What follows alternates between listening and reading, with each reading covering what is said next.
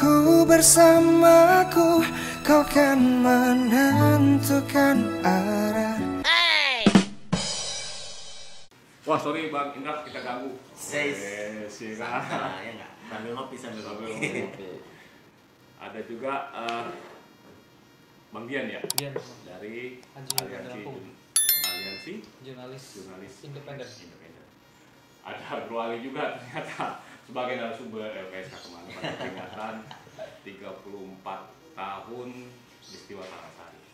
Mungkin kalau generasi sekarang banyak yang nggak tahu nih peristiwa Talasari. Kenapa saya bilang begitu? Kemarin kalau nggak salah ada pas peringatan Sipang KKA Aceh ada video yang tampil di Twitter. Itu komentarnya aneh. Komentarnya itu, oh ini beneran di Indonesia hoax ini, di luar negeri mungkin katanya kan. Nah itu komentar-komentar itu mencerminkan usia sepertinya, entah juga usia yang. Tapi sebagian dari cerita di Twitter itu menggambarkan bahwa nggak semua kita tahu bahwa Indonesia punya sejarah begitu. Nah, termasuk Talasari nih yang kemarin kita peringati peristiwanya di tanggal 7, kalau nggak salah 7 Fajar itu yang korbannya ratusan orang, tapi jumlah pastinya nggak ada yang tahu. Sampai sekarang kita masih peringati. Nah, kemarin kita buat ada diskusi yang diinisiasi teman Kontras, ada korban, ada dari LBH Lampung, dari media, akademisi, LPSK juga. Mungkin bisa cerita Bang Indra, kalau LBH Lampung dalam konteks Talangsari ini apa yang sudah dikerjain bersama teman korban? Ya, sebenarnya udah panjang bener ya, 34 tahun soal kejadian Talasari di Lampung sih menjadi sejarah panjang lah.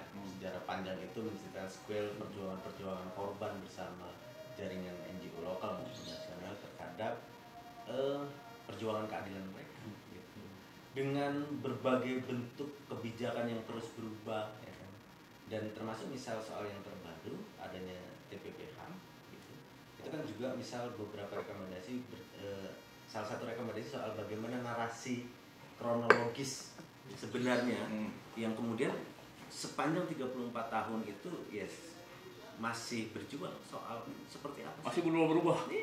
Seperti apa sih sebenarnya yang terjadi di Talangsari, dan hari ini kan belum ada versi yang tetap gitu tentang bagaimana terjadinya Talangsari. Dan saya rasa perjuangan korban juga akan mengarah bagaimana kemudian perjalanan itu harus diakui negara, perjalanan yang mereka hari ini hadapi itu untuk mendapatkan keadilan negara, mendapatkan pemulihan negara dan lain sebagainya. Saya rasa kalau memang diceritakan apa sih yang sudah dilakukan 34 tahun, hari ini juga belum ada jawaban terhadap perjuangan mereka gitu. Dan dengan periode kekuasaan yang berubah, dengan kebijakan yang berubah dan lain sebagainya, walaupun kemarin ada TPP HAM yang kemudian ada pernyataan penyesalan ya, dan pengakuan terhadap 12 yang pelanggaran HAM berat di Indonesia. Kalau tadi disinggung di kejadian pelanggaran berat di Aceh, terus kemudian banyak komentar soal ini hoax nih gitu. Artinya kan sebenarnya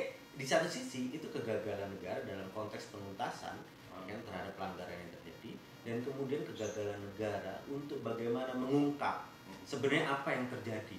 Karena hari ini yang pasti yang muncul kan pasti kan narasi-narasi dari korban, cerita-cerita dari korban, tapi cerita dari negara Belum ada. nggak ada.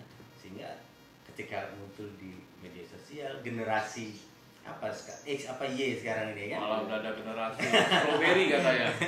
itu lihat hoax nih gitu, seolah itu nggak pernah terjadi. Artinya apa? Ini menjadi tantangan, saya rasa ya jadi tantangan bangsa lah ya kan, yang dulu ada pelanggaran HAM berat dan kemudian ini harus diungkap untuk apa?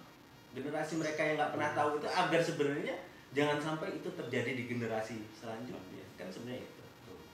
Nah, kemarin itu pada saat awal tahun kita dikejutkan, walaupun sebagian mungkin nggak terkejut dengan pidato Pak Presiden, bahwa Presiden mewakili negara mengakui, menyesalkan dan mengakui 12 peristiwa sebagai pelanggaran HAM berat. Ekspektasi kita mungkin agak tinggi dengan pidato itu akan ada titik balik nih. Tapi kalau saya pribadi melihat bahwa apa yang ditampilkan Presiden itu nggak ditangkap juga oleh media massa, misalkan nggak terlalu banyak ekspos soal itu. Kemudian perbincangan media sosial juga nggak wah gitu, masih kalah dengan kasus yang tembak-tembakan itu. Kalau Bang Indra ngeliatnya seperti apa Bang? Kondisi yang seperti itu? Gini ya, kalau bicara soal pernyataan penyesalan yang dilakukan Presiden, kan sebenarnya kita sudah bisa baca bagaimana 2014 janji Presiden soal pengungkapan HAM berat itu masuk dalam proses nawacita. Bahkan misal kalau cerita-cerita di pemilu 2014 itu banyak jaringan korban itu bahkan mengkampanyekan Jokowi Presiden. Karena apa? Karena dia punya komitmen terhadap penuntasan HAM berat. Tapi faktanya apa? Gitu loh. Ya faktanya hari ini dijawab tuh dengan penyesalan dan pengakuan. Sebanding atau tidak dengan misal perjuangan 34 tahun kawan-kawan Talang Sari, peristiwa 65 dan lain sebagainya. Itu terjawab untuk mereka enggak? Yang mereka butuhkan kan bukan hanya soal penyesalan dan pengakuan, tapi bagaimana pengungkapan. Yes, walaupun hari ini kan TPPH memberikan sebuah rekomendasi soal pemulihan dan lain sebagainya, tapi kan di sisi lain ada kewajiban dan tanggung jawab negara. Kita ini negara hukum kok, gitu. Artinya kewajiban negara untuk menghadirkan. Nah kemudian disinggung soal kok nggak rame nih, nggak jadi isu secara publik dan lain sebagainya. Kita sama-sama tahu dalam kontestasi dunia media sosial hari ini dari 2014, 2019, ya media sosial saya rasa menjadi hal yang kadang-kadang cukup baik untuk mengadvokasi isu, kadang no viral, no justice dan lain sebagainya. Tapi pada isu-isu krusial yang itu sensitif, ya saya bilang itu sensitif karena apa? Seringkali acap kali misal eksploitasi, ya kan, misal soal kasus-kasus pelanggaran HAM berat, kemudian soal ngomong PKI misalnya, PKI itu selalu muncul ketika ada momentum politik. Jadi mungkin hari ini juga udah jenuh lagi nih. Entar mungkin bisa mana jadi itu jadi eksploitasi politik dan lain sebagainya. Karena apa? Karena di satu sisi ada kegagalan dalam konteks pengungkapan kebenaran, gitu loh. Misal kemarin dibayangkan soal diskusi bahwa setiap program mau masuk yang dibutuhkan kawan-kawan Talang Sari selalu terjaga loh Bang, dengan prasyarat-prasyarat yang ada buntutnya. Ada buntutnya banyak. Kalau misal saya bandingkan dengan fakta-fakta daerah lain, listrik di daerah lain masuk register banyak, gitu. Di Gedongwani dan lain sebagainya, 111 desa di Lampung itu masuk area kawasan register. Mereka nikmatin listrik dan lain sebagainya. Tapi kenapa kemudian di Talang Sari itu susah? Kenapa? Pasti ada stigma dan diskriminatif yang muncul. Ketika masuk Talang Sari itu langsung ngonci nih, kan gitu. Tapi di daerah-daerah ya dia lebih mungkin karena diskresinya, karena fleksibelnya dan lain sebagainya, karena ini kebutuhan dan lain. Tapi begitu masuk Talang Sari sudah ada sekat. Nah artinya apa? Pengungkapan kebenaran yang dilakukan oleh negara sebenarnya kan untuk memotong stigma dan diskriminatif itu. Pasti belum ada perubahan pola ya. Jadi kita mungkin bisa bedakan antara pemulihan dan pembangunan yang menjadi kewajiban pemerintah. Kalau zaman dulu misalkan saya punya pengalaman ada satu daerah berbentuk U, ini bagus jalannya, ini enggak. Ternyata ini pemilih partai yang kalah, ya kan? Jadi di sini akan diperbaiki. Iya, betul. Nah itu konteksnya politik yang legal ya, maksudnya nggak ada kasusnya, dan itu juga terjadi. Maksudnya itu, apalagi di teman-teman yang ada situasi yang khusus, ada situasi dan yang khusus, wah banget gitu loh. Dan polanya ternyata sama aja dari zaman dulu sampai sekarang gitu kan. Nah bicara pemulihan, makanya kita dari LPSK nih, tapi gua host nih ya. Gua mau nambahin Bang Indra sedikit sebenarnya soal bahwa fakta di masyarakat juga ada polarisasi, Bang Indra. Di tengah-tengah ini kan, gitu. Cebong kampret itu kan saya kira mestinya kan selesai setelah ada pemenang gitu ya. Ini ternyata kan gesekannya terus terjadi seperti terus tumbuh gitu sampai ke pemilu berikutnya. Itu juga punya dampak tersendiri di bawah. Soal orang selalu beda pendapat itu kenceng di medsos itu gitu.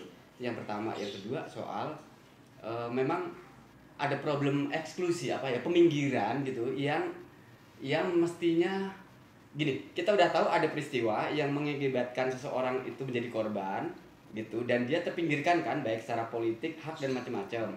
Itu ada.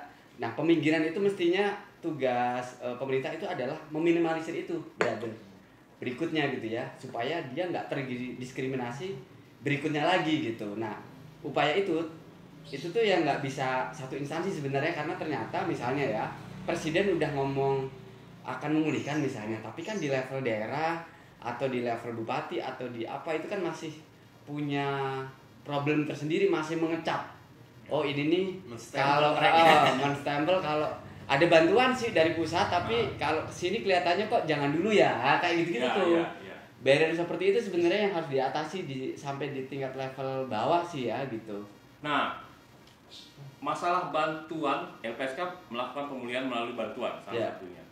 Apakah ada bentuk-bentuk model buntut-buntut tadi? LPSK kasih bantuan, ada buntutnya juga. Nah, apakah kejadian seperti itu? Kalau ada, mungkin teman-teman pendamping bisa ungkap kalau memang ada, dan jika itu terbukti, gue mundur dah dari lembaga ini. Tapi gini, ya pasti ada dong. LPSK itu kan memberikan jaminan karena status dia korban. Nah, kan bukan lembaga sosial, ya betul, itu sangat berbeda kan gitu. Nah, yang masuk buntutnya ini kenapa? Kan kita bicara soal pemulihan buntut. Kalau kita bicara negara hari ini memberikan pemulihan terhadap mereka dan lain sebagainya, yes itu menjadi tanggung jawab. Tapi ternyata faktanya masih sulit loh. Nah, sulitnya ini karena apa? Karena ada stigma dan diskriminasi yang tadi Bang Ali bilang menjadi barrier. Dari atas ngomong A sampai ke bawah itu masih keganjilnya. Nah, untuk motong ini apa? Ya pasti pengungkapan kebenaran dong, agar semuanya juga akan sadar bahwa mereka adalah korban. Gitu loh. Kan sejauh ini yang ngomongin mereka korban ya kelompok-kelompok pendamping dan lain sebagainya yang hari ini terus bersama mereka. Tapi di luar itu, apakah kemudian perspektifnya sama bahwa mereka itu adalah korban?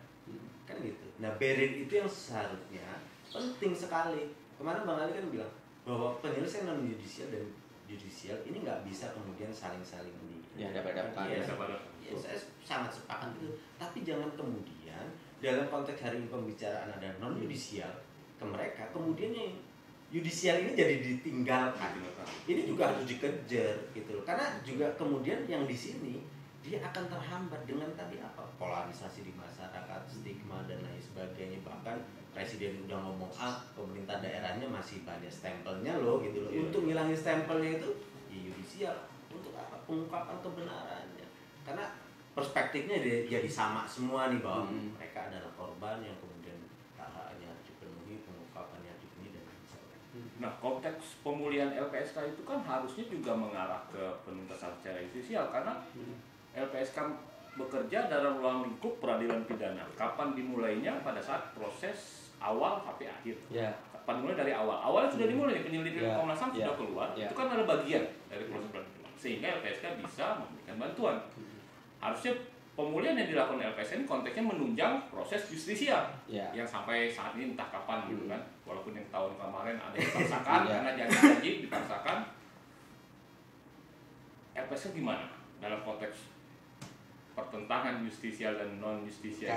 Kalau ngomongin hak pemulihan korban itu kan ada 3 berat. Misalnya ada kompensasi, restitusi, dan rehabilitasi. Nah, 2 hal, kalau kompensasi sama restitusi ini kan memang harus ada proses judisial. Gitu. Itu yang memang problem selama ini, pengadilannya nggak ada gitu ya, proses hukumnya masih di Kejaksaan Agung, alasannya sih masih menunggu bukti formil dan materialnya kurang lengkap dan apa macam-macam lah kalau Jaksa Agung, termasuk juga alasan politik berat. Alasan politik Jaksa Agung adalah untuk membuat peradilan HAM untuk ad hoc, karena ini masa lalu ya, peristiwanya setelah tahun 2000, undang-undangnya yang dipakai dari 2000, itu kan harus mekanisme DPR. Nah, mekanisme DPR ini yang juga selalu jadi hambatan untuk proses judisial seluruh korban yang 12 yang tadi sudah disebutkan itu salah satunya. Nah, paling mungkin sebenarnya yang LPSK bisa lakukan kan konteksnya adalah rehabilitasi psikososial, yaitu dari 3 tadi, kompensasi, restitusi, hanya rehabilitasi sebenarnya yang memungkinkan lewat program presosial yang LPSK kembangkan. Itu pun juga koordinasinya, berorkestrasinya itu dengan kementerian, lembaga lain sama organisasi filantropi.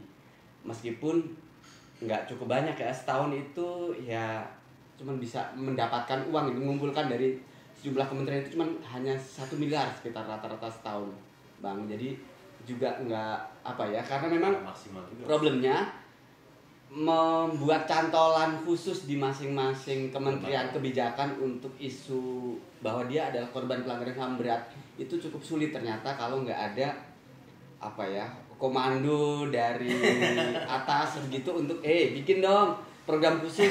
Ini bukan kesejahteraan umum untuk semua warga ya, ini khusus untuk pelanggaran HAM berat, bahwa untuk orang miskin, untuk lansia, untuk apa ada sih gitu, dan itu memang kewajiban negara gitu ya.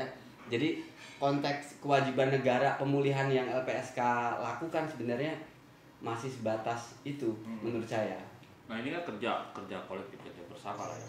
Pelanggaran HAM berat isu lama ya. Ya. Nah kebetulan kita ada teman-teman pers nih.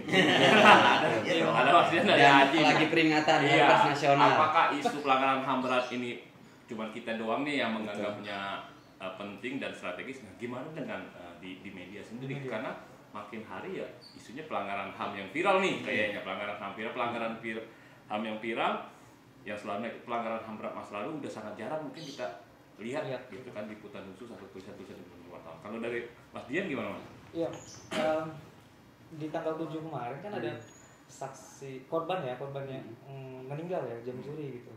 Kita ada teman-teman yang meliput soal Talang Sari khususnya. Ternyata korban yang sudah meninggal aja tuntas kasus selama 34 tahun itu belum selesai gitu.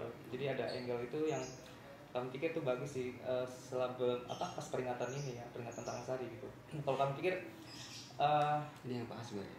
Pak Azwar ya, jam juri ya. Pak Azwar meninggal. Pak Azwar bapaknya Pak Edi. Iya. Yang Oh kemarin iya, bicara. dia sudah meninggal ternyata tuntas kasus belum selesai gitu kan. Iya Pak Azwar. Kalau kita lihat, saya coba posting sih kemarin di satu diskusi gitu. Ada satu orang yang mention saya gitu kan. Ternyata ya seumuran saya yang tahu itu, karena memang dia tinggal di Lampung Timur. Ya memang nggak semua orang tahu lagi ya. Bahkan sekarang desa Talang Sari diubah kan ya. Namanya. Namanya. Itu salah satu, entah itu bentuk penghilangan stigma atau penghilangan kasus gitu. Jadi nama desa diubah di sana, bukan lagi Talang Sari gitu. Kalau kita lihat secara administrasi sudah seperti itu sih. Jadi apa sekarang istilahnya? Nama daerahnya saya masih agak lupa ya nanti. Nama dusunnya berubah, kan tadi Talang Sari sekarang udah berubah. Terus kalau saya belum lama juga ke sana dan melihat bagaimana sih sebenarnya mereka traumanya ibu-ibu, anak-anak yang sekarang sudah dewasa gitu. Mereka sekarang masih trauma ya, ada. Kalau kan waktu itu sempat ada helikopter ya di peristiwa itu gitu. Ada tembakan dan sekarang mereka mendengar mercon aja kayak takut gitu kan. Traumanya masih sampai sekarang ya, 34 tahun yang lalu peristiwanya, tapi trauma ibu-ibu orang tua di sana masih sampai sekarang gitu. Mereka sampai mendengar mercon aja di tahun baru itu ketakutan gitu. Dampak psikologisnya seperti itu gitu. Terus yang kedua, sebetulnya media kita mendorong sih teman-teman jurnalis supaya bisa meliput HAM-HAM berat ini, misalnya dengan memberikan semacam dukungan dana sebetulnya dari teman-teman yang punya donor.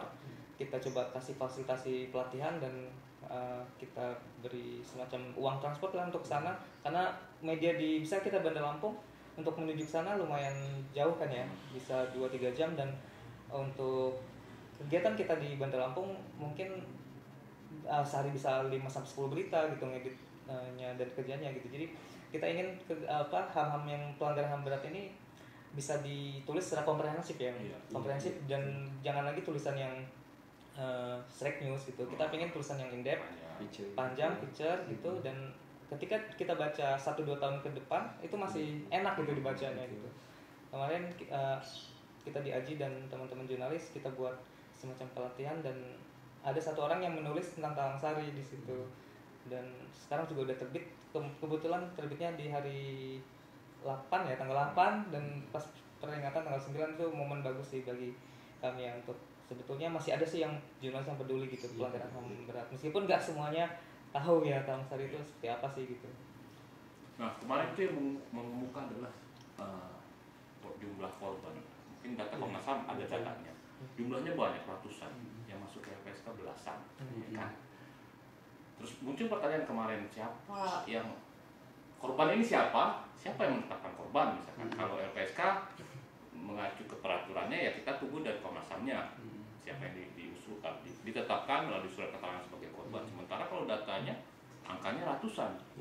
Nah kemarin Bang Ida juga kalau nggak salah ya yang mention soal bantuan ini kadang ada yang dapat, ada yang enggak, sehingga itu memicu konflik juga. Nah posisi LPSK mungkin agak bingung juga karena bantuan bisa diberikan jika ada permohonan dari korbannya, karena nggak bisa dibagikan secara apa ya, harus berdasarkan permohonan. Nah itu yang menjadi satu dilema juga, sementara korban angkanya banyak itu. Nah kalau Bang Indra melihatnya untuk masalah ini seperti apa? Sebenarnya keadilan, satu masalah keadilan bagi korban ini arahnya kemana? Selain justisia dan non justisia tadi, kemudian arah desain pemulihan ini seperti apa sih yang diharapkan teman-teman korban itu? Oke, jadi gini, kalau kemudian leading sektor pasti kan Komnas HAM dan konteks pelanggaran HAM, karena memang dia diberikan kewenangan oleh undang-undang untuk melakukan penyelidikan. Pasti, nah dalam koridor-koridor misal, ini kok kawan-kawan LPSK cuma 11 nih, kan sebenarnya ada persoalan kelembagaan dalam konteks ini, ya kan, untuk mengkoordinasikan terhadap korban dan lain sebagainya. Itu yang pertama. Yang kedua, dari begitu banyak korban itu, ya kan, 34 tahun ya akhirnya korban ada yang sudah meninggal. Artinya kan sebenarnya itu diupdate terus dan lain sebagainya. Kemudian apakah kemudian itu sudah dilakukan secara baik, misalnya oleh Komnas HAM, oleh dinas-dinas terkait atau kelembagaan terkait terhadap persoalan itu. 34 tahun, mungkin data Komnas HAM dulu ada ratusan, 140-an atau berapa gitu, ya kan? Tapi kan di sisi lain dalam konteks mendata dan lain sebagainya juga hari ini kendala-kendala dengan waktu yang panjang dan lain sebagainya. Bahkan misal tadi disinggung LPSK dalam mengkolek, ya kan, untuk psikososial dan lain sebagainya dari kementerian kelembagaan lain cuma dapat 1 M, Mas.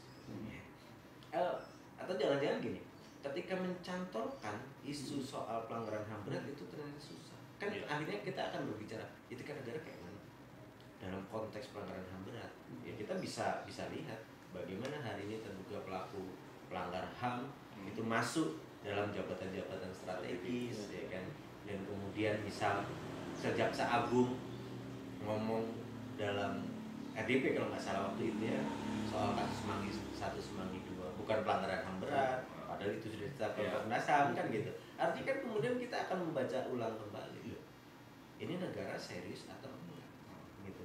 Negara dalam konteks pengungkapan terhadap pelanggaran HAM berat ini seperti apa? Ya pasti akan susah, apalagi kemudian mekanisme yang berjalan, ada mekanisme politik di dalamnya. Sedangkan orang-orang terduganya itu ada pada jabatan-jabatan strategis dan ada di kekuasaan. Nah polarisasi ini saya rasa menjadi perjuangan berat gitu loh kan bagi kawan-kawan korban. Tapi di sisi lain sih soal nama dusunnya ternyata berubah gitu. Kemudian yang nyerang nggak berubah. Nama dusunnya berubah, kemudian ternyata begitu mau dikasih bantuan ya dengan berbagai persoalan ya kan, yang dengan waktu 34 tahun ya akhirnya yang terjadi apa? Terlihat bahwa proses-proses yang berjalan ini ya meminggirkan persoalan ini, gitu, mengaburkan persoalan ini, gitu. Saya 11, Bang Ali ini udah ngasih 11, sisanya nih banyak nih. Iya. Akhirnya kan juga kemudian mereka akan curiga melihat loh, kok hanya 11, kan mereka akan mempertanyakan kerjanya kayak mana, datanya sekian dan lain sebagainya, walaupun semuanya pasti punya kendala, gitu loh. Saya yakin semuanya punya kendala, gitu. Tapi kan di sisi lain negara punya ya modal, negara punya seluruh perangkat. Dia kalau negara punya resource semua ya, kalau kemudian di serius menuntaskan persoalan ini, saya rasa bukan hal yang susah lah ya. Susah gitu loh. Saya rasa punya perangkat sampai ke desa dong, sampai ke RT RW gitu. Artinya kan kemudian bertanya-tanya terus. Ini ya akhirnya kan negara ini nggak komitmen nih. Ini cuma jadi ya modal-modal kampanye aja nih gitu loh. Mereka berpihak terhadap kami dan lain sebagainya. Yang terus dipertanyakan kan korban kan seperti itu. Nah, kemudian berbicara soal sebenarnya pemulihan apa yang diinginkan korban dan lain sebagainya. Saya rasa ya mereka harus menjadi warga negara yang utuh, seperti warga negara yang lain. Kan sebenarnya itu. Nah, untuk sampai ke situ apa yang harus dilakukan negara? Gitu. Dengan situasi yang dulu pernah mereka alami, kemudian mengangkat mereka dari situasi itu ke menjadi warga negara utuh. Kalau sekarang dibicara mereka warga negara utuh, mereka nggak utuh. Mereka mendapat beban stigma, mereka mendapat beban diskriminasi, belum mendapatkan beban traumatik dan lain sebagainya, ya kan? Jadi kalau nakut-nakutin enak aja, kasih mercon aja mereka udah takut karena beban yang begitu besar yang mereka hadapi. Bahkan kemarin ada korban berbicara, orang tua saya sakit tahunan, setiap bulan Februari pasti ngurung di kamar. Iya. Bayangkan seperti itu yang kemudian mereka hadapin selama 34 tahun, dan selama 34 tahun masih terus bertanya, negara mau ungkap ini nggak sih? Bukan apa yang kemudian akan dilakukan oleh negara. Negara mau ungkap ini atau enggak? Political will. Iya, mau atau enggak? Walaupun ya, makanya kemarin dalam diskusi LBH menyampaikan bahwa janji pengungkapan terhadap kasus pelanggaran HAM berat ya bisa aja ini lip service. Gitu. Karena apa? Karena di sisi lain, yes, Presiden melakukan pengakuan, ya kan, dan menyesal soal terjadinya pelanggaran HAM. Kenapa kemudian hanya seperti itu? Nggak ada roadmap bagaimana kemudian negara menuntaskan ini, kan nggak. Apa yang kemudian harus dilakukan?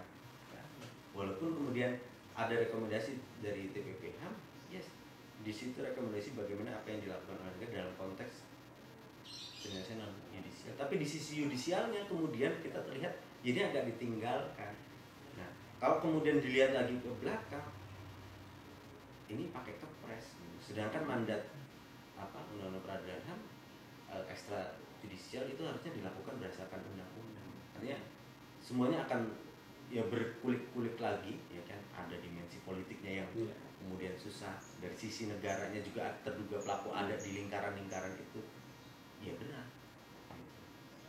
34 tahun bukan perjalanan yang singkat, bukan perjalanan yang panjang, karena hari ini kita belum bisa, ya kan, memprediksi kapan ini bisa selesai. Ya, kalau dari teman-teman pers itu, Komnas HAM sudah melakukan penyelidikan. Iya. Sudah ditetapkan berapa belas sekarang, 16 atau berapa. Dan itu yang harusnya dilakukan penyidikan oleh kejaksaan. Teman-teman pers mungkin udah pernah atau belum pernah, saya juga nggak terlalu mengikuti untuk dalam tanda kutip memaksa atau mendorong kejaksaan untuk ayo dong kapan follow up punya Komnas HAM ini gitu loh. Oke lah, kemarin Paniai 1 ya, kita nggak tahu bentuk persidangannya kayak apa yang akhirnya tidak terbukti ya, kalau nggak salah putusannya bebas, dan itu sangat berpengaruh. Kenapa muncul 12 bukan 14 misalkan, ya itu kayaknya berpengaruh juga di sana. Ada nggak teman-teman pers mencoba untuk menanyakan ulang kepada kejaksaan, kenapa lo ini udah lama nggak ada kepastian hukumnya, lu mau lanjutin apa enggak? Ya. Kalau kita lihat sebetulnya sebenarnya statement awal sih yang presiden minta maaf, terus dia buat pemulihan itu. Sebenarnya yang minta maaf itu nggak harus presiden kan, kalaupun aparat sebenarnya desa dan lain sebenarnya bisa aja sih buat minta maaf gitu.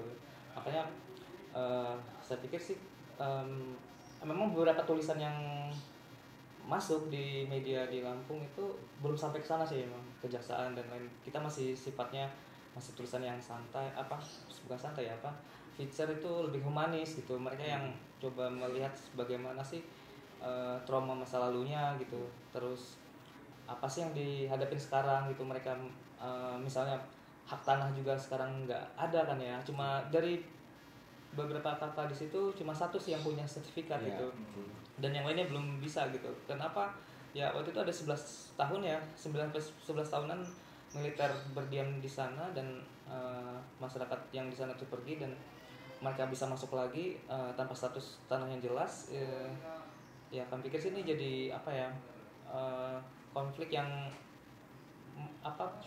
nggak, ya mereka bilangnya kalau sakit ini belum ada obatnya lah gitu ya, mereka bilang gitu.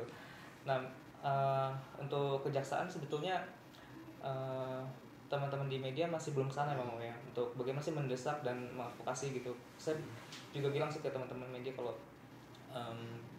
bukan hanya Kontras, LPSK dan LBH yang sebagai pembelaan gitu, jurnalis juga punya peran gitu kan, pembelaan di mana di masyarakat gitu. Saya pikir ini masih PR ke depan sih, bagaimana berita lebih berimbang lagi mungkin ya, bukan hanya lebih ke korbannya, ke pemerintahannya, dan sebetulnya ke penegakan hukum gitu. Itu yang masih belum sampai ke sana sih, teman-teman liput untuk ke sana gitu. Mungkin ada evaluasi sih kita ke depan, kalau penegakan hukum juga wajib ya diwawancara untuk dan jangan sampai kalau 1-2 berita aja gitu kan untuk mendesak ini supaya bisa apa ya kita lakukan tuntas ya Pak. Nah soal pengambilan peran ini kalau untuk Talang Sari konteks pejabat publik daerah gimana Bang Indra?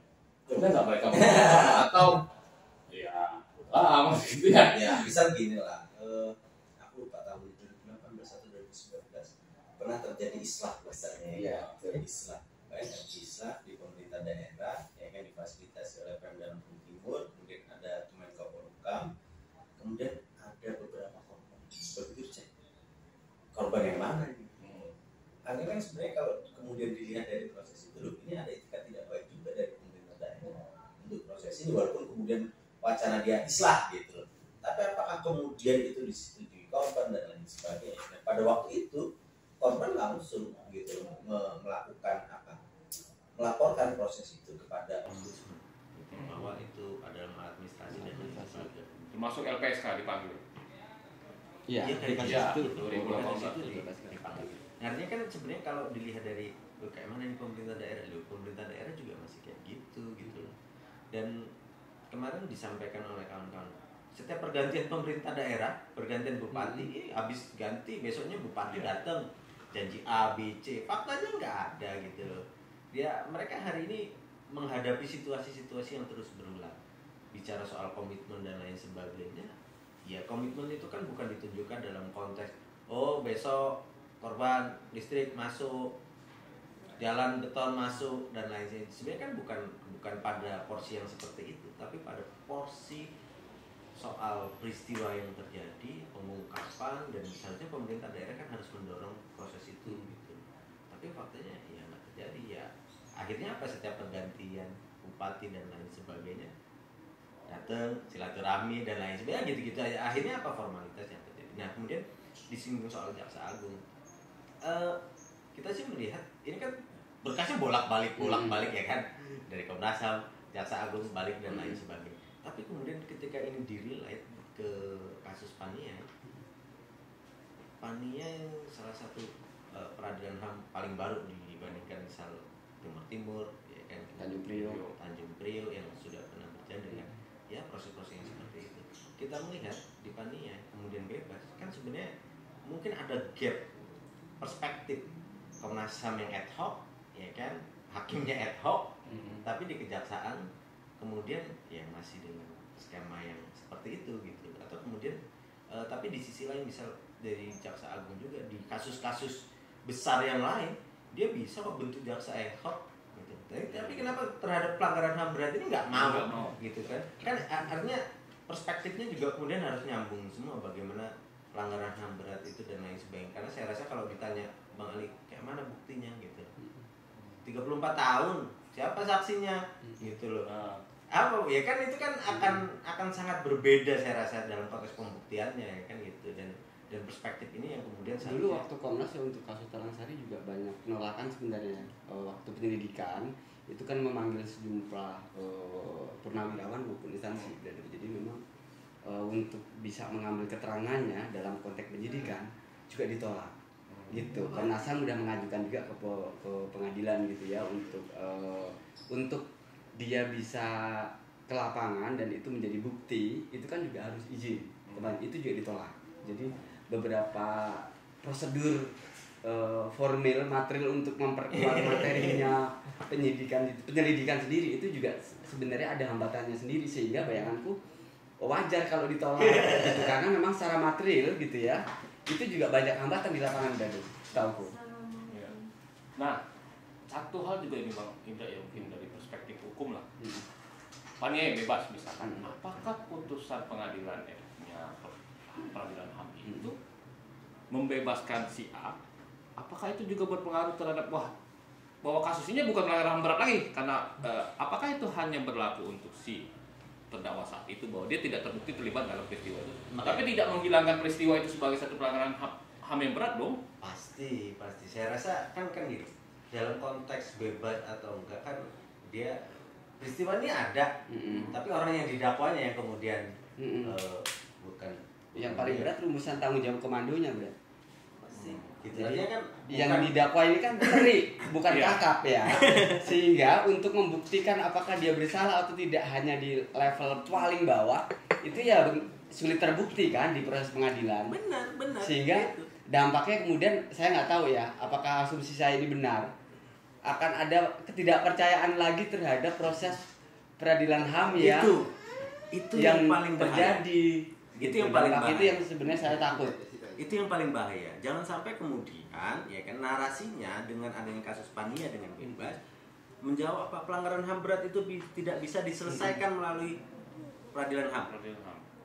gitu loh. Itu yang paling berat gitu loh. Melalui apa lagi dong pengadilan? Gitu. Kalau sampai ya itulah yang kita takutkan pada saat kepercayaan orang terhadap negara udah nggak ada, terus kesadaran masyarakat juga tentang Iya.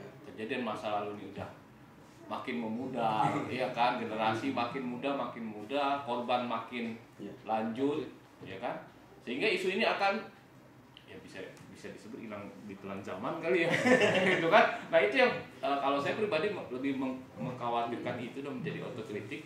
Kok yang gusar ini aja sih orangnya, gitu Benar, kan? artinya kan ini merawat perjuangan gitu loh. Merawat perjuangan adalah hal yang penting di situasi seperti ini, saya rasa seperti itu. Agar apa?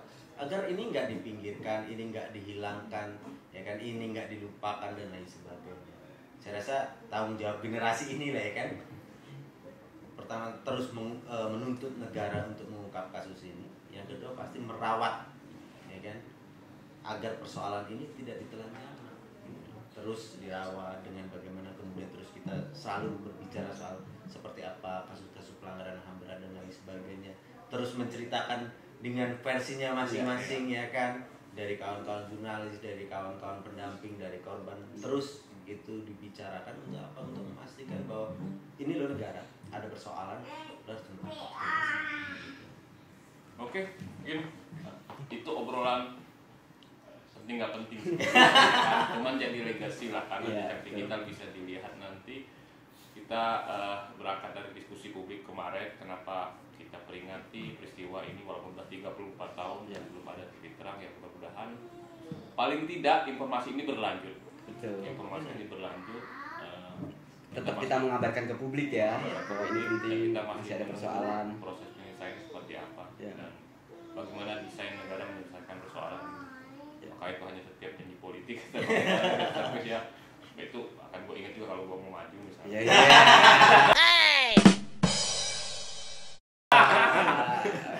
Dapil Palembang ini.